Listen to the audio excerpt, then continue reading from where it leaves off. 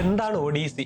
ആരാണ് Odissi? Christopher Nolan വ്യക്തമായ ഒരു വഴി തെരഞ്ഞെടുക്കുന്ന സംവിധായകനാണോ? Welcome to ANR cine media. ഇന്ന് ലോകമെമ്പാടും സോഷ്യൽ മീഡിയ മുഴുവനും ചർച്ച ചെയ്യുന്ന, ആഘോഷിക്കപ്പെടുന്ന ഒരു സംവിധായകനും ഒരു സിനിമയും. അതെ, ക്രിസ്റ്റഫർ നോളൻ എന്ന ലെജൻഡ് ചെയ്ത ദ ഒഡീസിയെ കുറിച്ചാണ്. എന്താണ് ഒഡീസി, ആരാണ് ഒഡീസി എന്ന് നമുക്ക് നോക്കാം. മനുഷ്യരാശിയിലെ ഏറ്റവും പഴക്കമുള്ള കഥകളിൽ ഒന്നിലേക്കാണ് ക്രിസ്റ്റഫർ നോളൻ എത്തിയത്. ഹോമറിന്റെ ദ ഒഡീസി. തിയേറ്ററുകളിൽ ഈ സിനിമ എത്തിയപ്പോൾ ഈ ഗ്രീക്ക് ഇതിഹാസം പരിചയമില്ലാത്ത എല്ലാവരും ചിന്തിച്ചിട്ടുണ്ടാവാം, ഏതാണ്ട് 3000-ഓളം വർഷം പഴക്കമുള്ള ഈ കാവ്യം എന്തുകൊണ്ടാണ് ഇത്രയും കാലം നിലനിന്നത്? എന്തുകൊണ്ടാണ് നോളൻ ഇത് തന്റെ സിനിമാ വെല്ലുവിളിയായി തെരഞ്ഞെടുത്തത്? ഇതുവരെ സയൻസ് ഫിക്ഷൻ, വാർ, ഹിസ്റ്റോറിക്കൽ ഡ്രാമ ഇവയൊക്കെ ചെയ്ത ക്രിസ്റ്റഫർ നോളന്റെ ഫസ്റ്റ് മിത്തോളജി ഫിലിം കൂടിയാണ് ദ ഒഡീസി. അതുമാത്രമല്ല, ഒരു സിനിമ മുഴുവനും എൻഡയർ ഷോട്ട്സും ഐമാക്സിൽ ഷൂട്ട് ചെയ്ത ഫസ്റ്റ് എവർ ഫ്യൂച്ചർ ഫിലിം കൂടിയാണ് ദ ഒഡീസി ബൈ ഹോമർ. വെറും ഒരു അഡ്വഞ്ചർ സ്റ്റോറി മാത്രമല്ല, ഇന്റർസെല്ലാറിനും ഓപ്പൺഹൈമറിനും ശേഷം മാറ്റ് ഡേമനും ക്രിസ്റ്റഫർ നോളും ഒന്നിക്കുന്ന മൂന്നാമത്തെ ചിത്രം കൂടിയാണിത്. നോളിന്റെ ഏറ്റവും കൂടിയ ബഡ്ജറ്റുള്ള ചിത്രം കൂടിയാണ് ദ ഒഡീസി.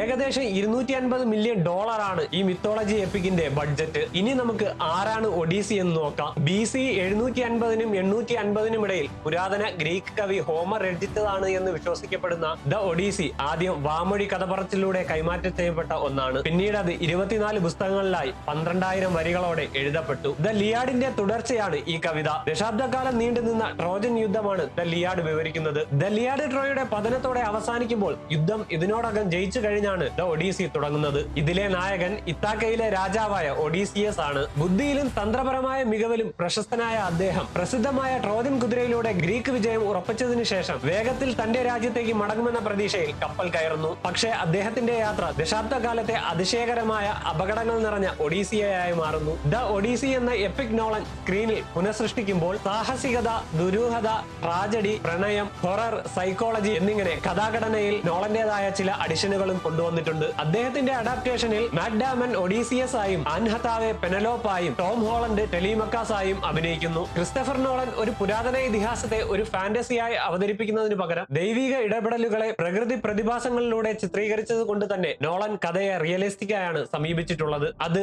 ദ ഒഡീസി കണ്ടിറങ്ങുന്ന ഓരോ പ്രേക്ഷകർക്കും തീർച്ചയായും ഫീൽ ചെയ്യും. ഇതാണ് ദ ഒഡീസിയായി ഇന്ന് നമ്മുടെ മുന്നിൽ സ്ക്രീനുകളിൽ എത്തിയിരിക്കുന്നത്. ദ ഒഡീസി കണ്ട നിങ്ങളുടെ അഭിപ്രായം എന്താണെന്ന് തീർച്ചയായിട്ടും നിങ്ങൾ ഓരോരുത്തരും കമന്റിൽ രേഖപ്പെടുത്തുക. അപ്പോൾ ഇതുപോലുള്ള മറ്റൊരു വീഡിയോ ആയിട്ട് നമുക്ക് വീണ്ടും കാണാം. എല്ലാവരും ലൈക്ക് ചെയ്യുക, ഷെയർ ചെയ്യുക, സബ്സ്ക്രൈബ് ചെയ്യുക.